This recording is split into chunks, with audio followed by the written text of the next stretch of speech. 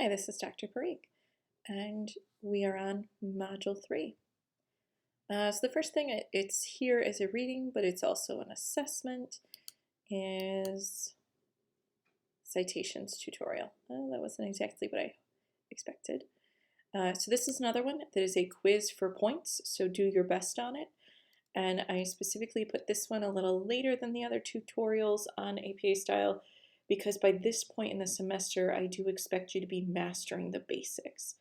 You've got your Article 2 notes, you've got Article 3 notes,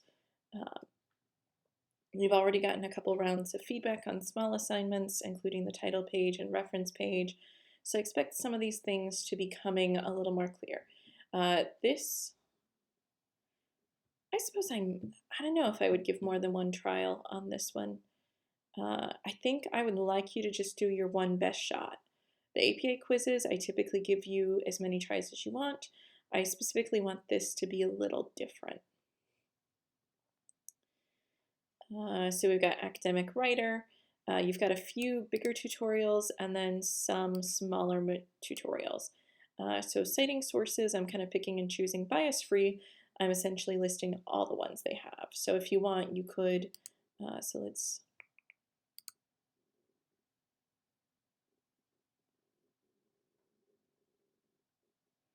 oh, that's not great. Let me check. Sometimes when I'm doing these, I realize things are not okay. Yeah, so I'm going to go down to Module 3.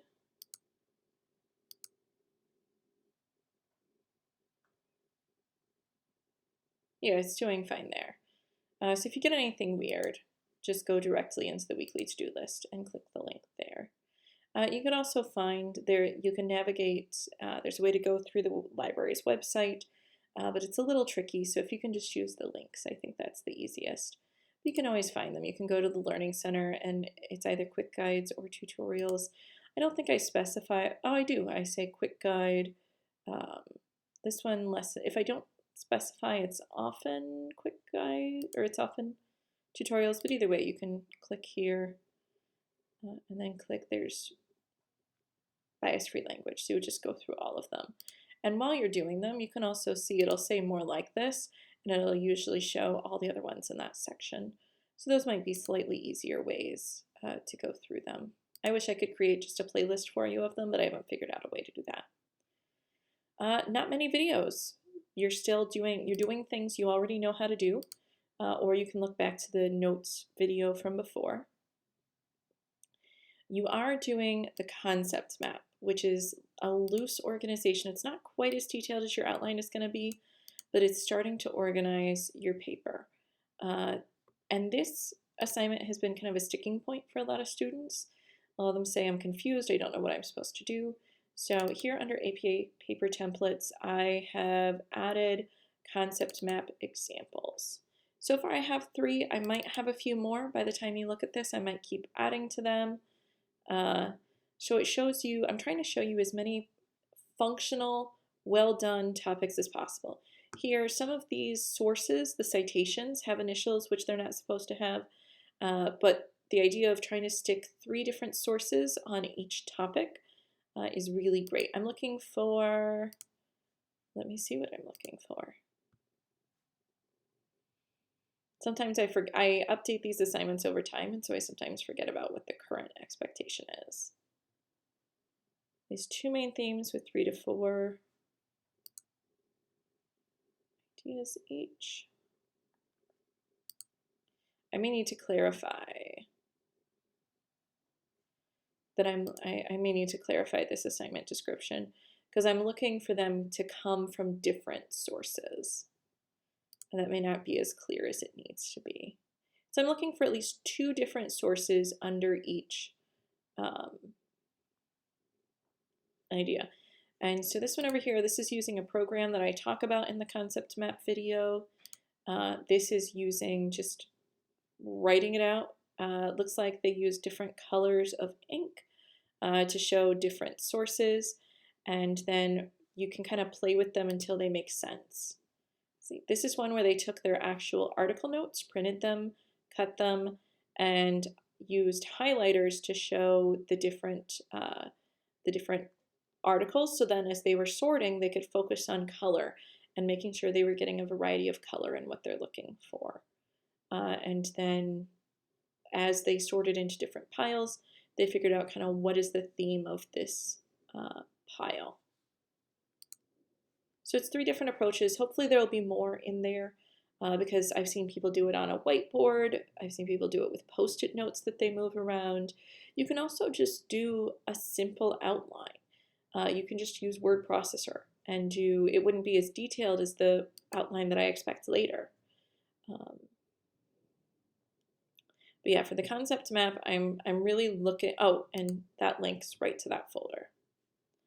I'm really looking for you to be showing that you're using at least 2 sources, ideally 3 to 4, or ideally 3 sources, but for your final paper, you're going to need at least 3 sources for each theme and at least 2 sources for each paragraph. So this is a stepping stone to help you make sure you have enough to do what you need to do.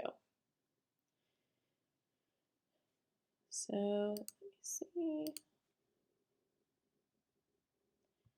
So the concept map really is the biggest thing. The other thing you're doing this week is picking a 4th article. It can be a journal article that's not empirical. I'm also open to a dissertation or a book, not a textbook, but a primary source.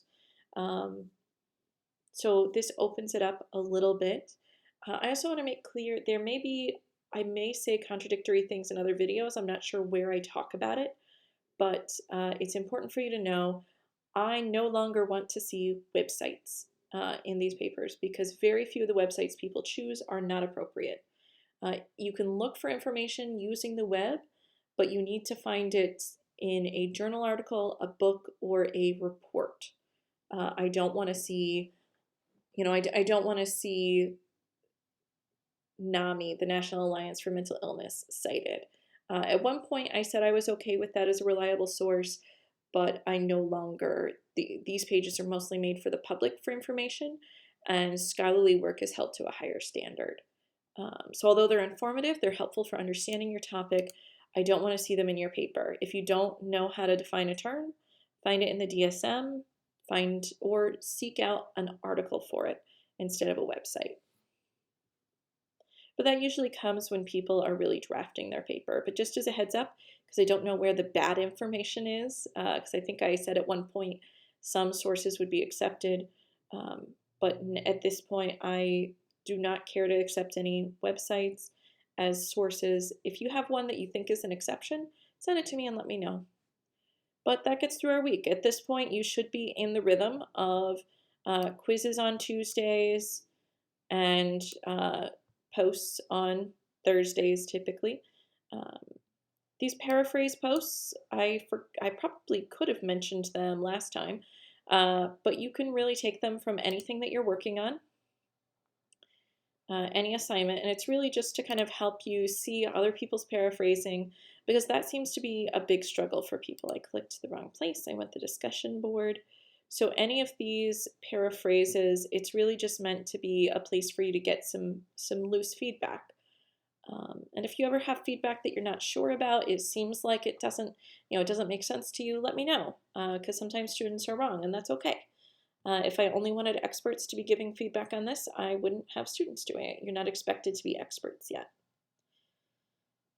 After this week, we'll start doing, instead of just a paraphrase, doing bigger peer reviews, but I'll talk about that in next week's module. Until then, bye-bye.